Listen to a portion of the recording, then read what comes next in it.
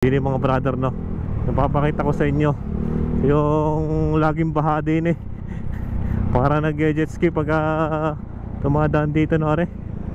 Pero mga brother, no, grabing bumaha dito. Walang flood control dito. Walang control ng flood. Yan, no, yung mga baha nanggagaling pa doon sa side na yun, no, pupunta dito. Ito na yata yung pinakamababang lugar dito, kaya grabe ang baha dito pag lalo na pag na-timingan na sobrang lakas ng ulan, umaabot doon sa kabilang karsada yung baha, no. Yan, no, ang kapal,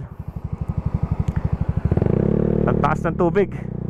Daanan nga natin mga brother, oh. Yan, parang may fish pond dito, oh. Lalo na siguro sa portion na dulo na yon, talagang bambaha.